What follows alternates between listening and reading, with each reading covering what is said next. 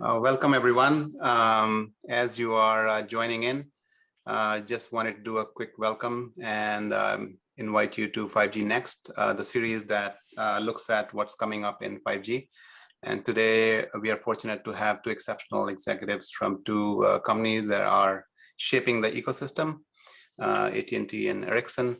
I'll get to the introduction in a little bit, but I just wanted to kick it off by setting the stage and setting the discussion as we go forward. So I'll just quickly share my screen with some slides, and then we'll go into Q&A. So my name is Chetan Sharma. I'm the host and CEO of Chetan Sharma Consulting that focuses on advisory services across the value chain. We have been thinking and writing about these issues, about 5G and what it means. And before that, the ecosystem, the LTE ecosystem, and so on and so forth for a number of years. But more importantly, and the 5G research work that has kind of led to what the series is today, 5GNext, is what we're going to talk about. So folks who have read our work or have attended Mobile Future Forward, our annual conference, have seen me talk about connected intelligence, which is essentially a phenomena that occurs every 30 to 40 years that shapes the global economy. The last 40 years were shaped by the information and telecom age, and my thesis is that we are in the connected intelligence era that's going to shape the next 30 or 40 years, and we are already 5 to 10 years into it.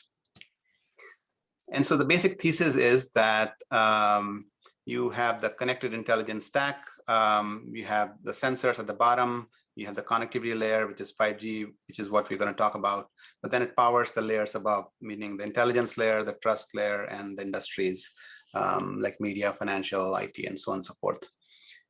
About 4 years ago, I had a chance to work with my friend Erica Kuden, CTO at Ericsson, on both understanding what happened with LTE and what it did to the global economy, but also it was prelude to what was going to come with respect to 5G. So we discussed the notion of 5G as a platform in our paper, and it boiled down to kind of one fundamental notion, which is as you go from one model to a new model, you extract the intrinsic value and expand the marketplace. And what I mean by that is as LTE, smartphones, and cloud into play, the cost of doing business goes down. You capture the intrinsic value and then you expand the market. Now, a lot of disruption takes place in this phenomena, like we saw with rideshare and advertising. The old shrank and the digital portion of the ecosystem grew by leaps and bounds, but it also ended up expanding the overall ecosystem in both these cases. And that has been true in a number of industries where when you get new tools, you expand the ecosystem. And so what did we learn from 4G cycle? Quite a bit, but kind of boiling it down to 6 key principles. Clearly, the connected intelligence started in the LTE cycle. The overall industry grew by 6 times, which was much higher than the previous cycle of 3G. There was clear emergence of synchronous S-curves, and the titration effect will not go deep into them, but the notion is that simultaneously smartphones, LTE, and cloud were impacting the ecosystem, and they were working with each other in concert to pull the ecosystem up. As a result, the number of billion-dollar new revenue stream that got created in the LTE cycle were 15 times more than what were created in the previous cycle of the internet. There was a shift in revenue, went from access layer to the application layer, which was a pretty dramatic shift. But the digital services revenue kind of became an exponential growth market to the tune of $1 trillion just in the US. And so that brings us to what's happening with 5G, what do we expect? And so at the end of each year, we do a survey of mobile execs around the world to see what's on their mind. And clearly 5G launches and growth is going to be a big story for 2021, and we have seen that already in Q1. In terms of use cases, initially, as generally the case, they're all over the place, but they kind of start to crystallize as we go deeper into the cycle. But over the last few months, last year or so, we saw that fixed wireless access came into play, and we are seeing that in the marketplace. But there are a number of others, and we'll talk about that with our panelists today. There is always a transition of players who becomes strong, who becomes weak, and so on and so forth. And it's too early to say how that transition is going to play. But clearly, operators and internet players and infrastructure providers are likely to be the big winners along with the startups. So that brings us to 5GNext. And I'm delighted to welcome Sarita Rao, president at AT&T Business, who has had a long career with the unit and the group, and Stella Medlicott, who's joining us from UK, Chief Marketing Officer and Senior Vice President at Ericsson. So with that, I'll stop sharing and we'll get into our Q&A. So very warm welcome to you, Sarita, and to you, Stella. Thank you, Chetan. Thanks for having me. Great. So, one of the things I was kind of burning to ask both of you guys, since you have, looked at technology from how do you communicate that, the essence of technology to non-industry, non-core industry participants. So maybe you could start with us with Stella.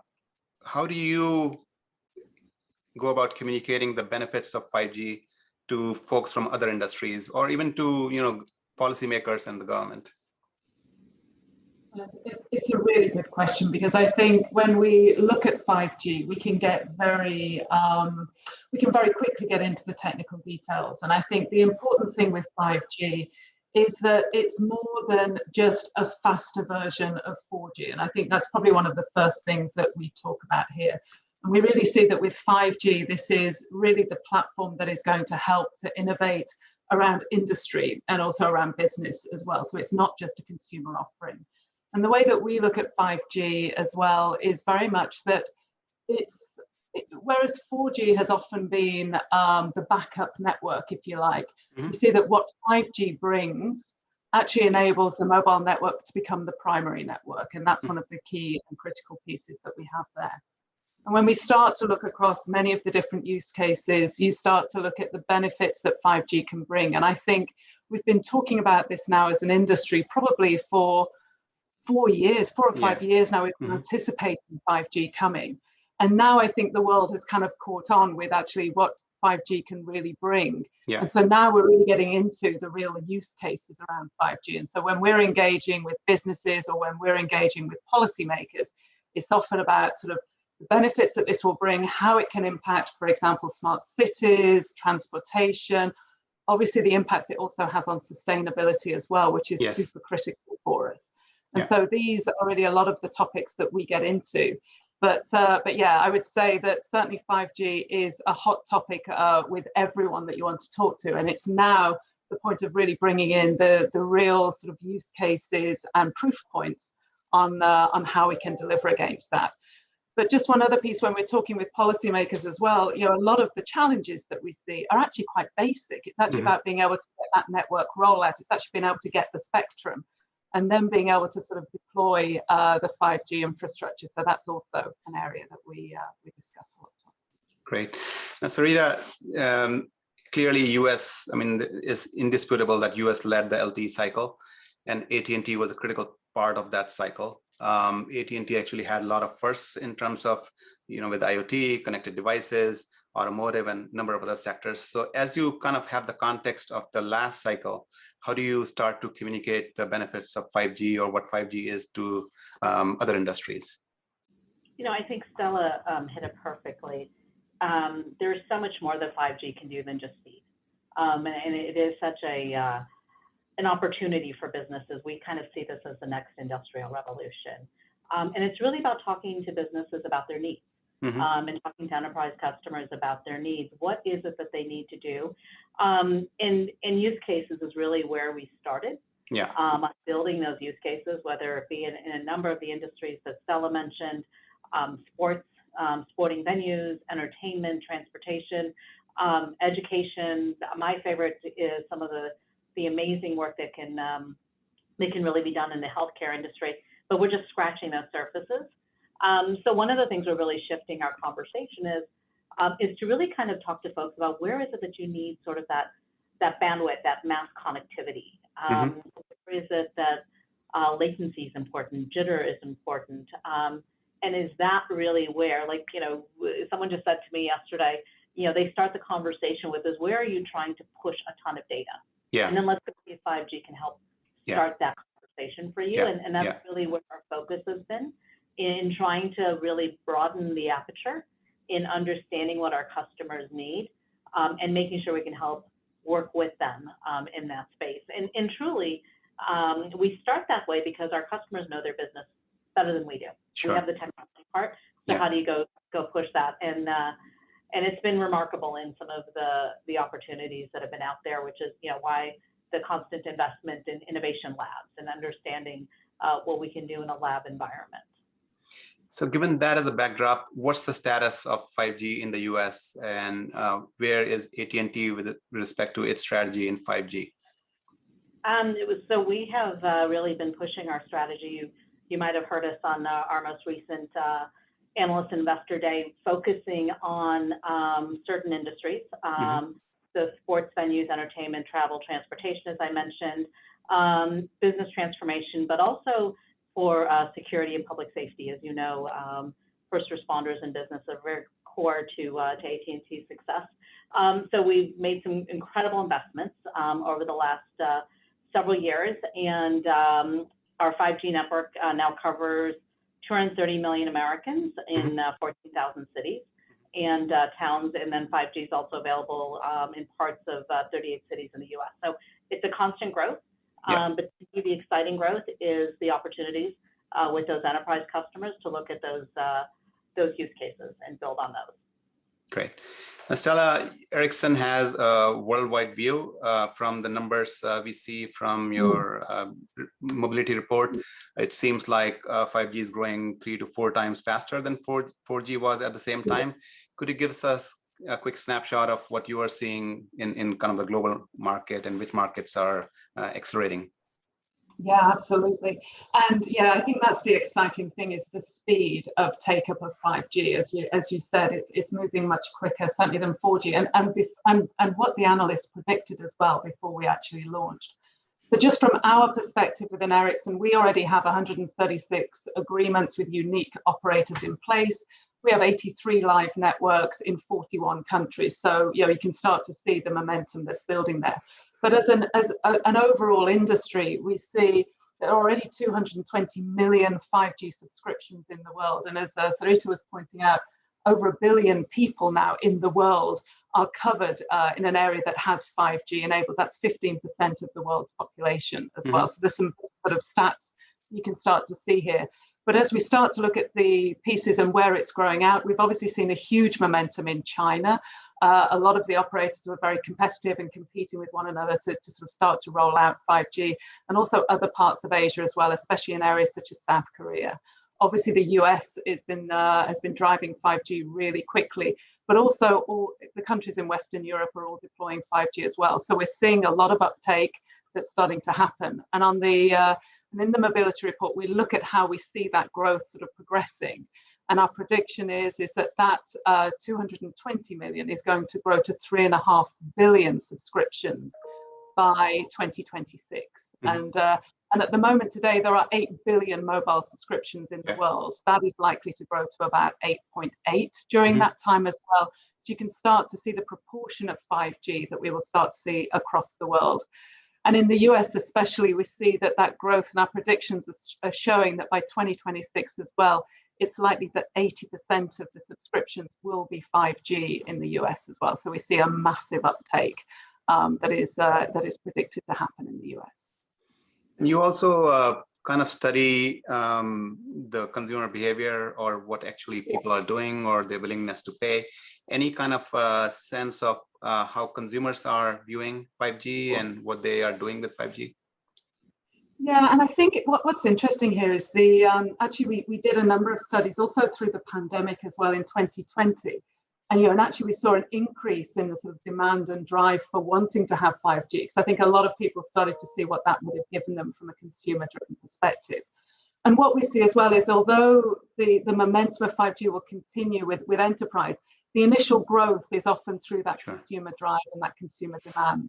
Yeah. And obviously, we're seeing a lot more devices are now coming on stream, and they're affordable devices as well. In fact, I think it's growing at about 25% quarter on quarter, just the number of devices that we now have, which I think is about over 700. And so, what we're starting to see from consumers is that there's a strong demand and drive for this. Mm-hmm. They also say they're willing to pay more Mm-hmm. in order to have 5G as well. So it's not just something that they expect; they also see a real value in it, and they also commit to the fact that they would pay more to get 5G connectivity. So we're seeing some very positive momentum and reaction coming from the consumer side. Got it.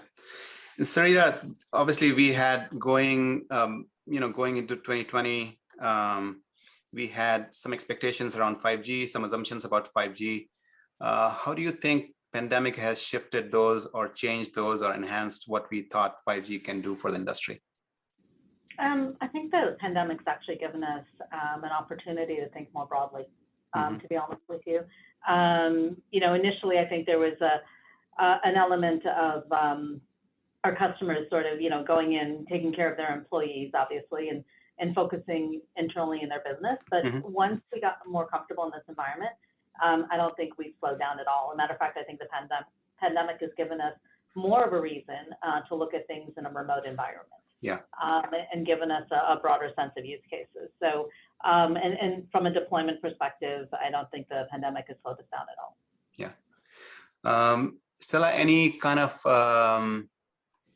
before the pandemic, there was a notion of whether fixed wireless is a thing or not, whether it's going to stay niche or not.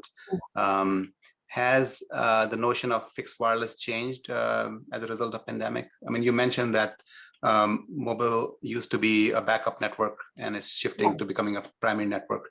Could you talk a little bit about that? Yeah, I think one of the big learnings that we've seen from the pandemic as well is it's highlighted the digital divide, I would say. And historically, we often talked about the digital divide as being sort of outside of where we were. But certainly in the US and certainly in Western Europe, we've also seen that digital divide occurs within our own areas as well. When we all had to resort to working from home, we saw this huge shift in network traffic and how the networks were having to adapt to that. But also what we've seen, certainly through education, Sarita, you talked about education at the beginning as well. We've seen the importance of connectivity for education. And obviously what we've seen also is the fact that some people don't even have access to the tools or the network capabilities to do that. And so from a fixed wireless access perspective, certainly being able to connect rural areas where it's difficult to connect with fiber. And that's where we sort of see that it's much easier now for us to start to think about fixed wireless in really rolling these pieces out. And again, with the mobility report, when we start to look at that, we see a huge uptake now with fixed wireless access being one of the areas for growth. And I think the pandemic has really sort of helped to accelerate the need for us to be able to very quickly roll out connectivity to all parts of the world. Great. Sarita, you mentioned some use cases around healthcare and education and others. Given the long history of AT&T in the business and the enterprise space, what sorts of use cases are emerging in, say, let's talk about healthcare and education first. What are you seeing, how people are using it, and what you see on the horizon? Well, let's start with healthcare. We recently announced an intention to explore what 5G can do with the Department of Veterans Affairs, and that's very exciting. And I think there's a lot of opportunity there. But let's talk about one that's out there today, and that's our relationship with VITAS.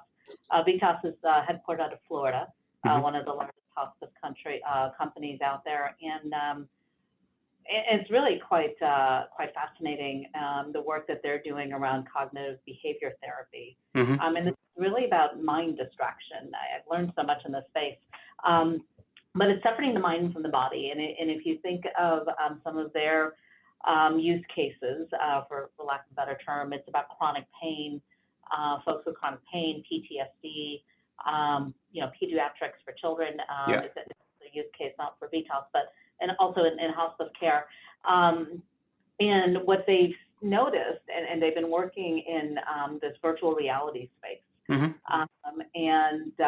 If you think about the right virtual reality experience, there's 4 elements to that. There's 5G connectivity, there's the headset, of course, there's the content, and then support around professional services. And we did a partnership with Mind VR, a great little company. And if I look at this, right, one of the things that was really important for VTOP in this cognitive behavior therapy was really putting folks in a different environment. So that content could be walking through the woods, going to one of our 7 wonders of the world, and very rich content, and really giving them an environment so you can separate, your mind from your body. And what they for pain levels is they saw those pain levels go from a 10 to a 2. Wow. Because you've got that separation. And then if you think of what something like that could do in the future, where it can take you back to something you've personally experienced, and that's not today, that's somewhere down the future. So content is critically important. But why is 5G really important? The element of jitter, and really being able to remove jitter. So if you think about the downloads that are required, low jitter and low latency is critically important, and that's why 5G is so well in this use case. 10 milliseconds or less is that's how long it takes for your eyes and your brains to register. So you don't feel nauseous, so you don't feel yourself moving and so forth, and in that AR VR world. So that is just such an incredible use case. And then if you take that further, right, what content can be created in that environment is amazing. We also are about to do some work we just announced with Stanford, and we're going to have a number, I think about 1,500 patients over a 5-month period, where we're going to look at different AR VR cases. And I think that's going to be a really compelling research study. So think of where this could take us from a technology perspective. That's some of the work we're doing with VTOS. There's a company or a medical cancer research facility, the Ellison Institute, out of Los Angeles. I had a chance to visit them a couple of years ago, just as they were ground up. And some of the work that they're doing in cancer research, and this is way beyond my headlights, when it comes down to the actual research that they're doing, but they're actually doing cancer cell research, where they're taking a cancerous cell, and they're also getting tens of thousands of other kind of cells behind it. And they're able to see things the naked eye can't see, that we can't see. And it's really because we have this ability to help push petabytes of data. And they're sharing that with other facilities. So that, again, is enabled because of 5G, when you look at the amount of data that you need to share. So those are 2 examples. I think there's so many more. I mean, there's obviously things that we've seen for years in the movies that are coming to reality today, like, remote robotic surgery and so forth. But I love both of those because there's something that we didn't think about years ago as possibility. And if you look at the capabilities of 5G, that's what's bringing those to life. And that's what I like about this element of sitting down with companies like VTOP, understanding what they're trying to do, and then being able to bring those technologies to them. That's very much of a collaborative process. Great.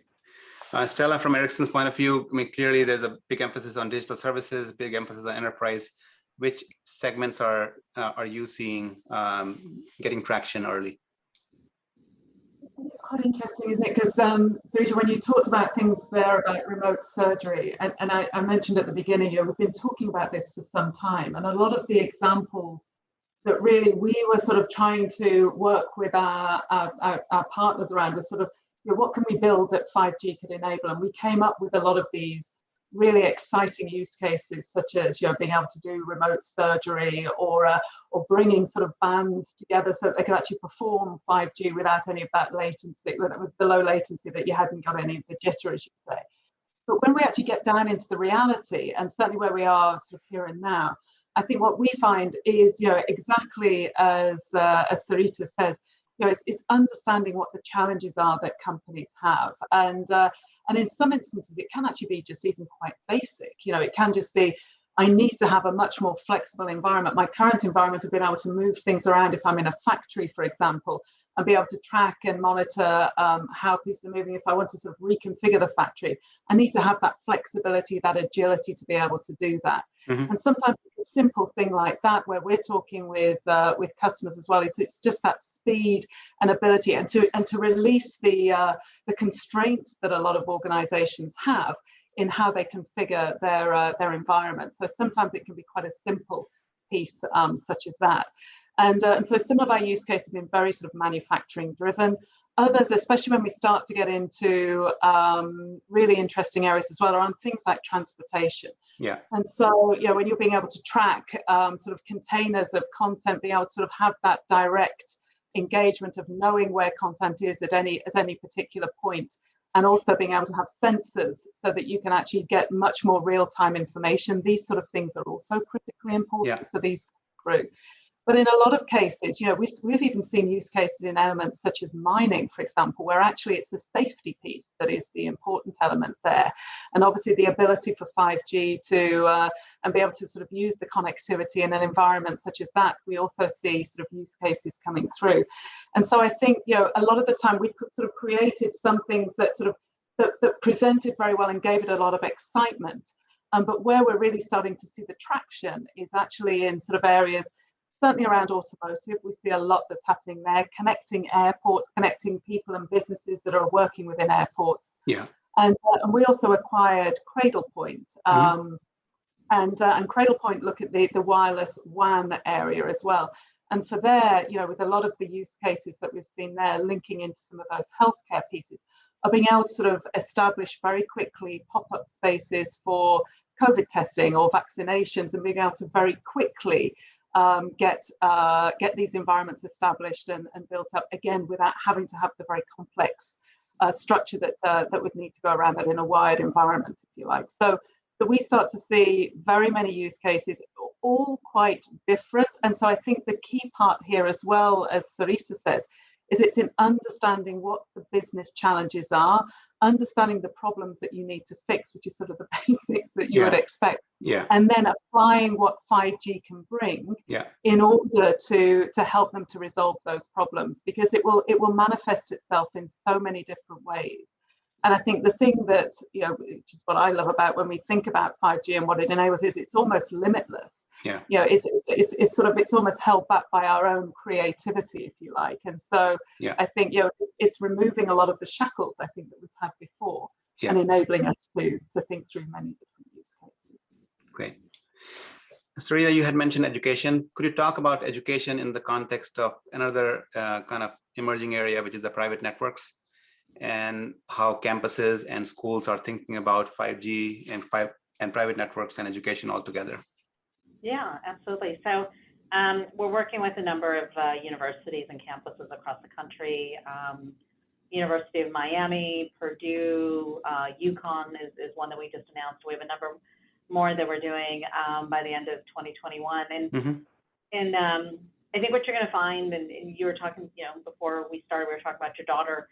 It's going to be such a different environment when she's going off to college, because what, you know, our 5G is going to do is provide a foundation for innovation centers, research labs, and classrooms that can bring VR and AR capabilities to students and professors for learning experiences. And that's, you know, the classroom. And I think you're going to see, you know, many instances of remote as universities and colleges change, you know, as a result of the pandemic.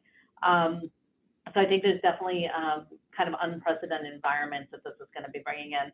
And, you know, I mentioned earlier that I think 5G is, you know, fueling the next industrial revolution. Well, there's no better place for that than to explore it on college campuses with some of our, you know, our next generations of leaders. So we're doing a lot of co-creation with each of the universities. Each one of them has their own strategic way of looking at things, which I think is fascinating. But if I look at why our university is looking at 5G, there's probably three driving reasons for that. One is fueling that innovation, right? Universities are implementing 5G across,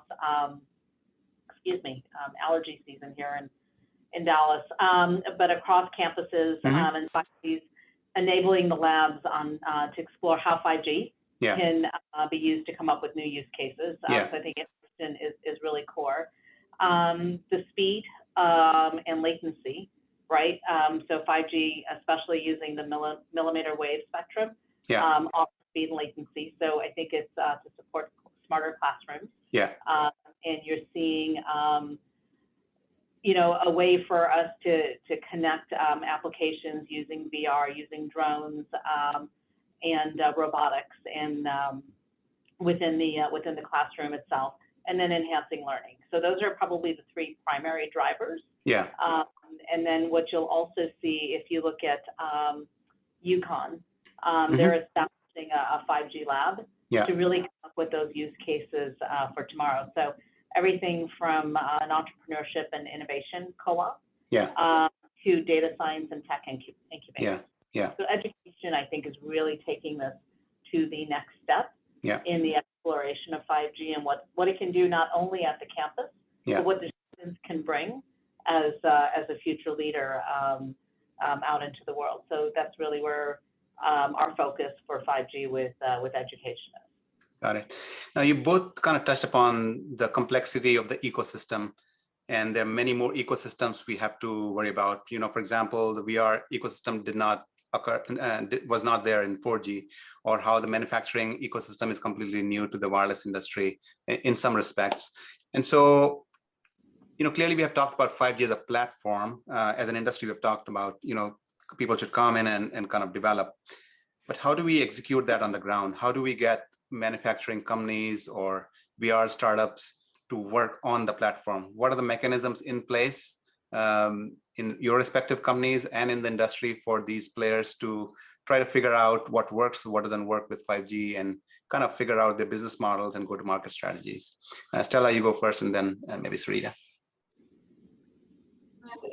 I think this is probably one of the big areas of change that we as an industry really need to be able to address now. I think historically it's been quite straightforward how we have delivered networks to users of the network, if you like. And if we look into the future and we look at where 5G is going, absolutely, this ecosystem that we refer to is going to become absolutely critical to it. And this is an area where we've been putting a lot of energy and investment. And you mentioned you've been doing a lot of work with Erika Kuden, our CTO. And we do a lot here with regards to talking with startups and talking with businesses who want to innovate on the 5G platform. And so we are now putting in place ways to enable companies to do that. Because again, we won't have a lot of the ideas for some of the use cases that will come out of this. And you think about the big sort of use case that came out and the big sort of apps, if you like, that came out from 4G. We're sort of now imagining what will come from the innovation that can happen on the 5G platform, if you like, but from different startups. So we're looking to really drive and encourage different organizations to do that, to innovate. Also, a lot of university collaborations, as Sarita says, there is an application for university, but also there is a great opportunity to really innovate with universities as well on sort of how we develop and drive this forward. So who are the next entrepreneurs going to be in the industry as well? So we can encourage and drive some of that. And we have a lot of partnerships in place all over the world with different universities to support that.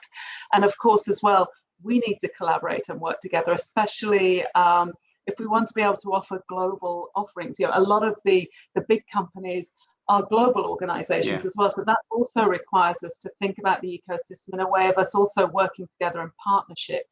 And again, this is all part of the sort of the growth, the change that we also need to manage, which is also working and cooperating with many different IT players that are out there as well, and ensuring that we can deliver the best experience for the end recipient, be that an enterprise or a business, or be that a consumer. So yes, I think there are going to be multiple ecosystems, and what we're really now driving is just that ability to be able to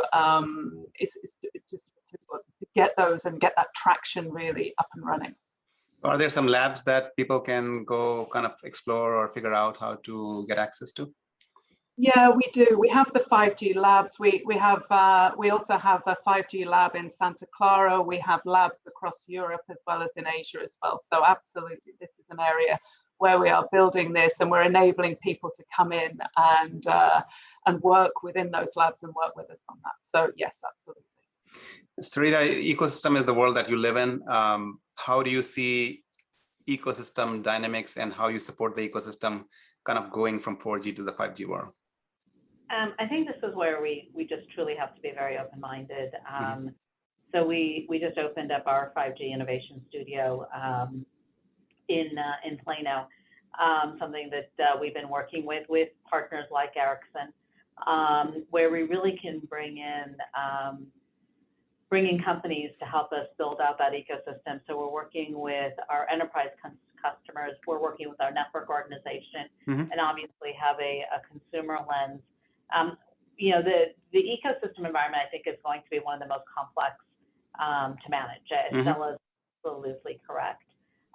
So one of the things we're really focused on is, you know, because we know we've only scratched the surface of the potential, you know, and because this is very transformational, we've created this 5G lab opportunity, really so we can look at what are those those use cases that are scalable, that's going to help with those business outcomes.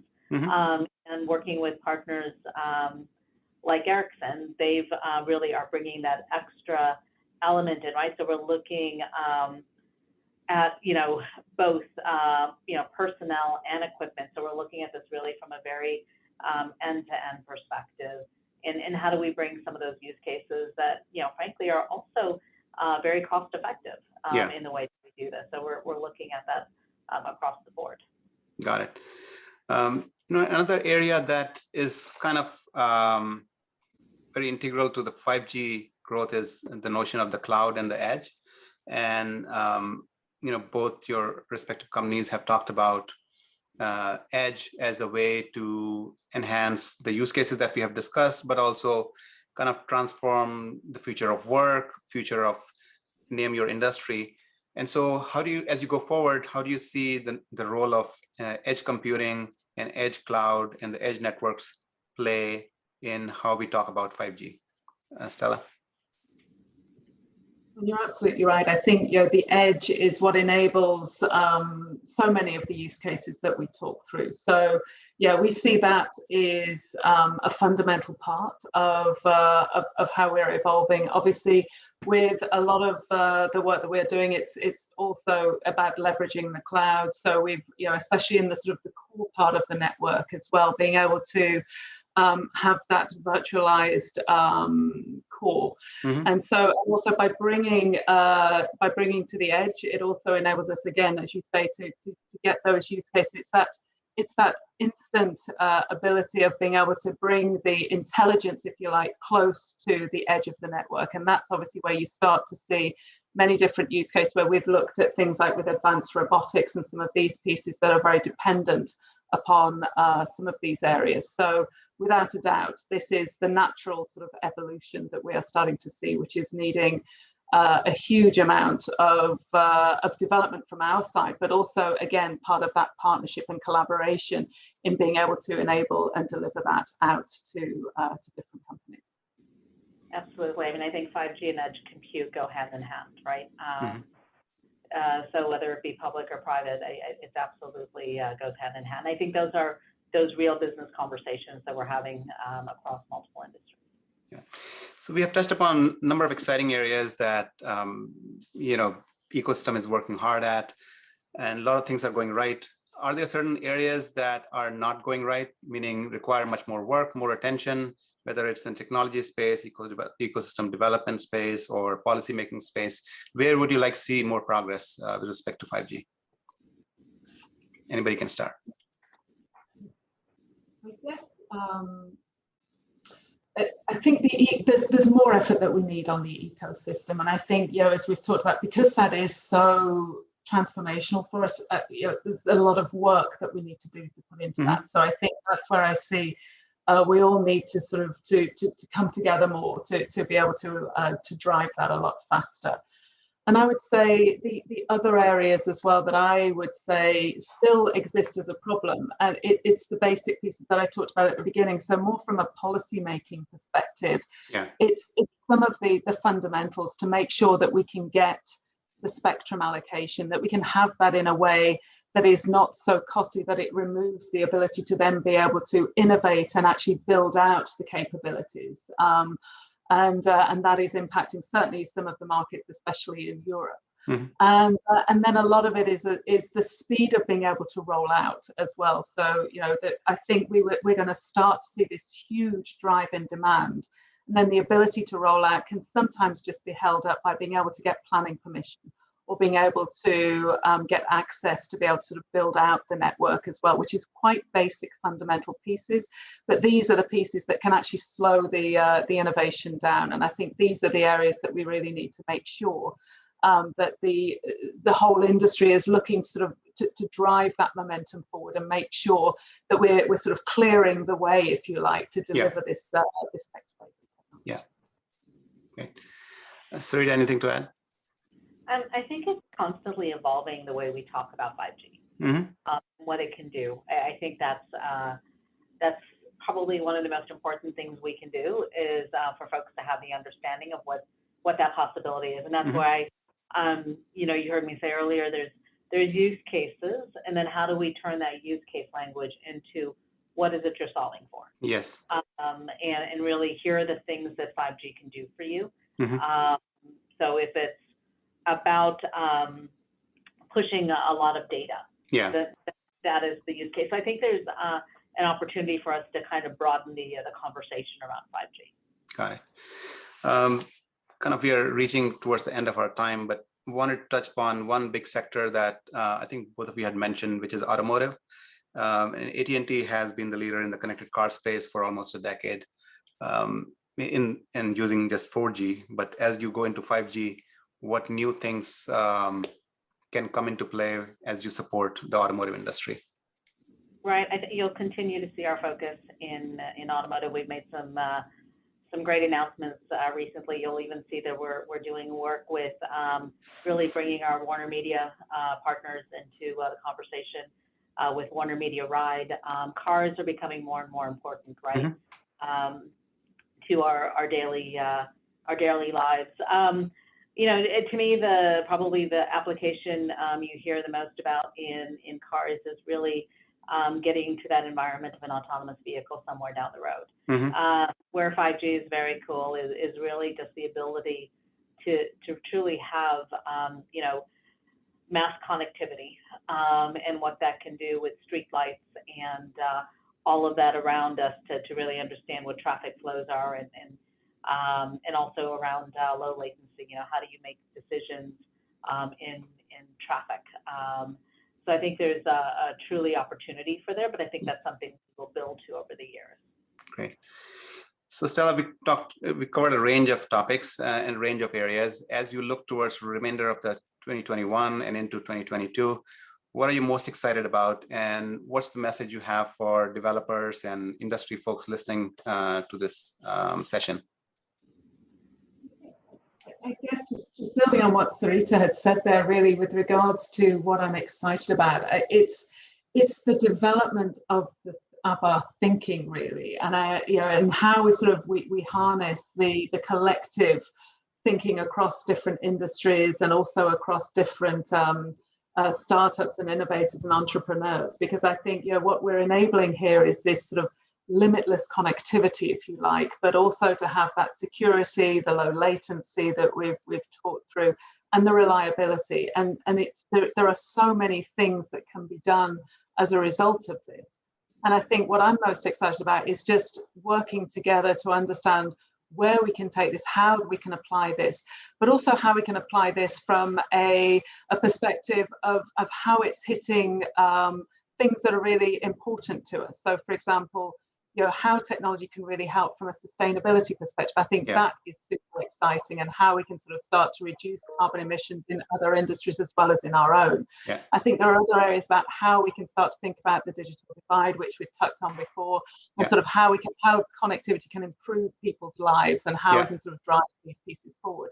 So from that side, I think there is so much opportunity when you look through the different use cases of things like agri-tech, you know, with areas such as healthcare and the sort of the advancements of medicine and these areas. It's really quite exciting what the next few years are going to bring. And I think there's going to be a lot of innovation in these places. So from that side, I think it's, you know, where I get really, really animated and excited is just about how to work with this new ecosystem, with the new innovators that are coming, and what we can develop together. And I think that's where we're really going to see some huge changes across the industry.